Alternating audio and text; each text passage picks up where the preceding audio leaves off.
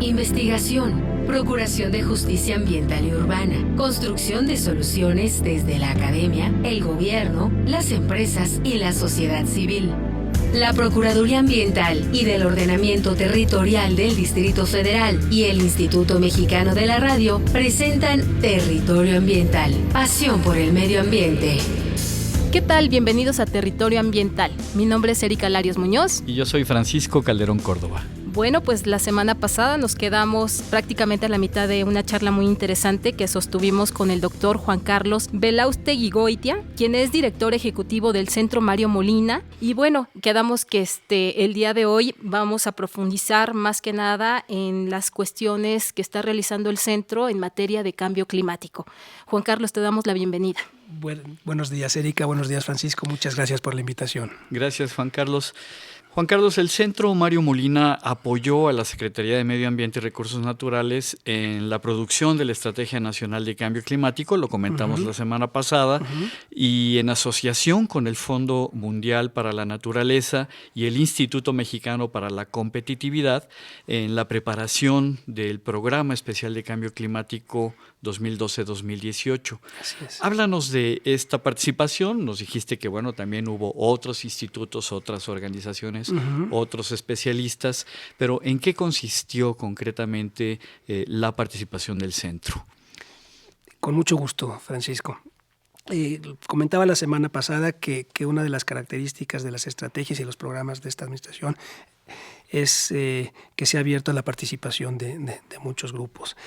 En particular, en el Programa Especial de Cambio Climático, el centro ayudó tanto en la parte de mitigación como en la parte de adaptación. Mitigación, amigos radioescuchas, es el reducir, limitar las emisiones de gases que afectan el clima de la Tierra. Y adaptación es, como sabemos que hagamos lo que hagamos, va a haber cambio climático. Por supuesto que mientras más cosas hagamos, menos impactos va a haber. Pero dado que ya, por lo que se ha hecho en los últimos 200 años, va a haber un impacto ya hay un impacto en el clima, pues tenemos que adaptarnos. Entonces, también en la parte de adaptación estamos haciendo cosas. Un poco por explicar al auditorio, Juan Carlos. Mitigación sería, por ejemplo, si nos ponemos a reforestar, a sembrar árboles que absorben, digamos, el dióxido de carbono. En particular, reforestar puede tener parte de mitigación y parte de adaptación, ¿no? Sí. Mitigación, muy claramente, por ejemplo, sería el reducir las emisiones de algunos gases contaminantes, por ejemplo, de las termoeléctricas. Automóvil, sí, usar tecnologías nuevas para que no emitan tanto. El bajar la contaminación, sobre todo de estos gases, ¿no? De CO2 en particular. Y la parte de adaptación, bueno, pues es cómo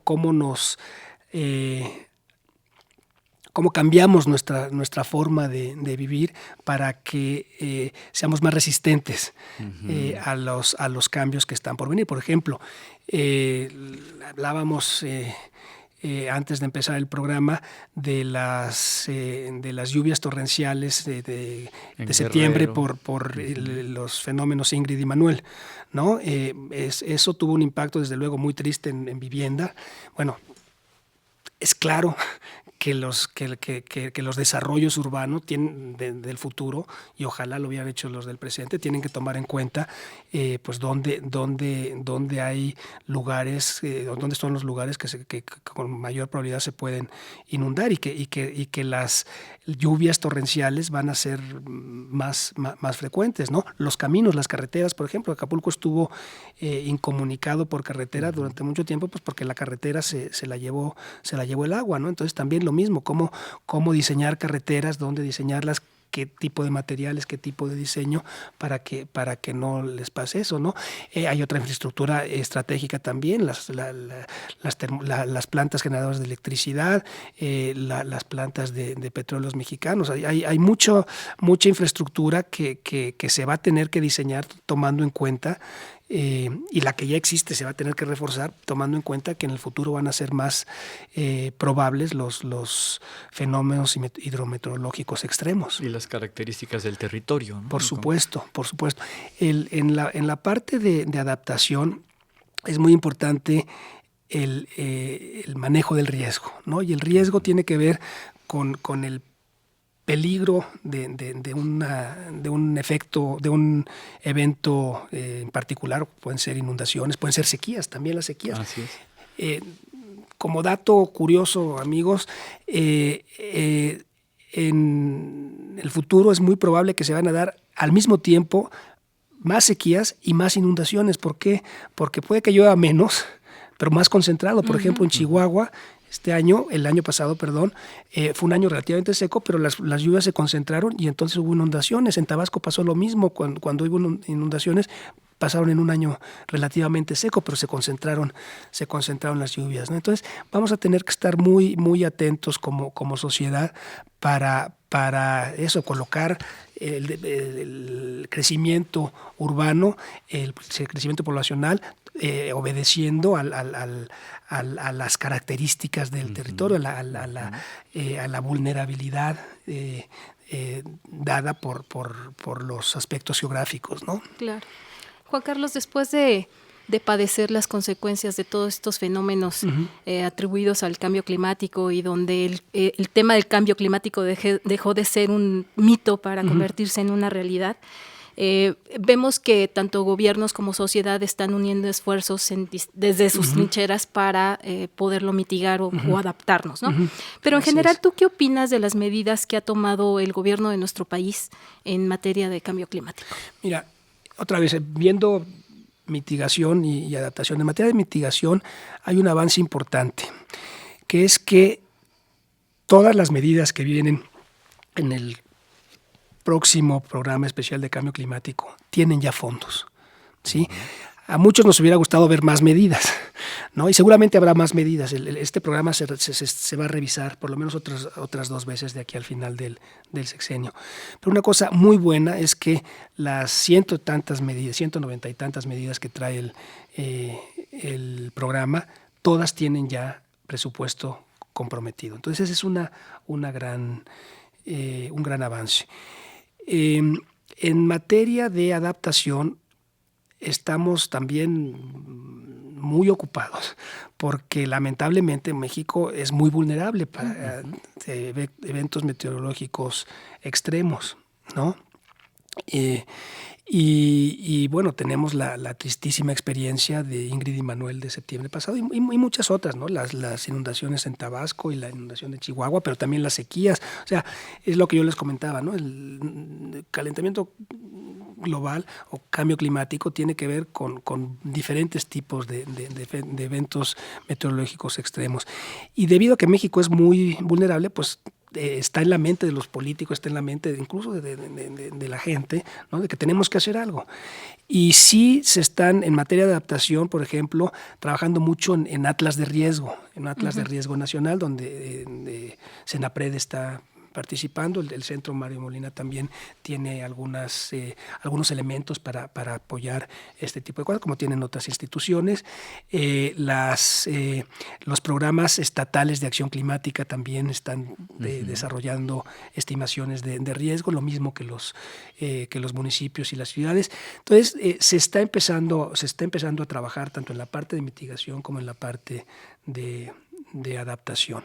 ¿Qué instrumentos, digamos, o qué acciones de adaptación y mitigación tú destacarías de las que se están haciendo actualmente y desde luego en las que tiene participación el Centro Mario Molina? En las de adaptación, desde luego, los atlas de riesgo, el conocer los riesgos, tanto la parte del peligro, de qué nos puede pasar, como la parte de vulnerabilidad, de qué tan sensibles somos a lo que pueda venir, ¿no? Entonces, el que las ciudades, los estados, las localidades sepan qué tan probables pueden ser eventos meteorológicos extremos y qué les puede pasar, les va a ayudar a tomar decisiones relevantes en términos de ordenamiento territorial, ¿no? De desarrollo de las ciudades, de ubicación de de infraestructura estratégica, de vivienda, etcétera.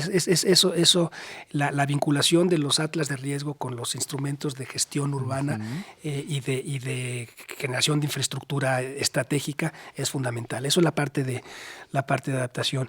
La parte de mitigación, lo comentaba la semana pasada, encontrar aquellas acciones en las cuales México contribuya a disminuir las emisiones, pero que también tenga un beneficio directo, inmediato, en el caso de México, porque las emisiones de México representan solo el 1.4% de las emisiones globales. Entonces, lo que nosotros hagamos, ¿sí? Desde luego que es importante hacerlo por muchas razones, pero si los demás no lo hacen, entonces de todas maneras va a haber cambio climático. Entonces tenemos que ser al mismo tiempo jugadores responsables pero también fijarnos en que no asumamos nosotros costos demasiado altos que puedan impedir el crecimiento económico también, por ejemplo, y que no tengan un impacto benéfico directo sobre México. México seguramente va a ser un buen socio internacional en todo lo que tenga que ver con cambio climático, pero no podemos irnos con todo, claro, porque tiene costos. O sea, hay muchas, justamente lo astuto, lo inteligente de estas medidas es, bueno, identifiquemos en las que de todas maneras nos convienen. Claro, ¿no? Y ya que ojalá en 2015 toda la comunidad internacional llegue a un acuerdo y seguramente tendremos acceso a fondos y haya muchas facilidades, bueno, pues entonces nos vamos más, ¿no? Pero mientras estudiemos, mientras hagamos lo que de todas maneras nos conviene, lo que nos puede posicionar en una situación de ventaja, de competitividad, si se da en algún momento dado una decisión global, por ejemplo, uno de los instrumentos que seguramente se pondrán cuando hay un acuerdo global es un precio a las emisiones de carbono mundial. ¿Sí? México recientemente puso un impuesto al carbono que tiene que ver con las emisiones también por la combustión de combustibles fósiles. Bueno, pues entonces México haría bien en irse preparando, ¿no? Por ejemplo, tiene México en la ley de promoción de la energía renovable una meta de que al 2024 se tiene que usar 35%, se tiene que generar electricidad con 35% de renovables, de fuentes renovables. Entonces, esa es una muy buena idea, irse preparando, y si se hace bien, no es mucho más caro que con las fuentes tradicionales, y nos permite, que es lo que yo decía, diversificar y estar un paso adelante para cuando se ponga el impuesto al carbono o alguna otra medida internacional, nosotros ya llevamos ventaja en esas medidas, ¿no? Juan Carlos, a nivel local, la Procuraduría Ambiental y del Ordenamiento Territorial del Distrito Federal, la PAOT, participó en la elaboración del Plan de Acción Climática para la Ciudad de México. Y seguramente lo va a seguir haciendo en las actualizaciones que vengan más adelante. Claro. Ahí, ¿qué papel juega el Centro Mario Molina? Bueno, nosotros también participamos con la Secretaría y con la PAOT, en el Gobierno del Distrito Federal. Fuimos consultores tanto en la parte de mitigación como en la parte de adaptación. Ayudamos también en las consultas, no solo en las consultas con la población en general, sino también en las consultas dentro de los trabajadores del gobierno del Distrito Federal, las diferentes secretarías, los diferentes órganos. Tuvimos un papel muy, muy activo, facilitando el análisis de todas las medidas que se habían propuesto para mitigación, por ejemplo, ¿no? Había una lista interminablemente larga de acciones. Entonces nosotros hicimos un análisis para ver cuáles mitigaban más al menor costo, ¿no? Entonces salieron ahí cosas interesantes en adaptación también con los instrumentos que tenemos, con el Atlas que estamos desarrollando. Vimos cuáles eran los eventos meteorológicos extremos que era más probable que pasara en el Distrito Federal, qué tipo de acciones se deberían de llevar a cabo. Entonces, esto está prácticamente terminado y lo van a dar a conocer en las próximas semanas, meses. Uh-huh. Juan Carlos, pues se nos termina el tiempo.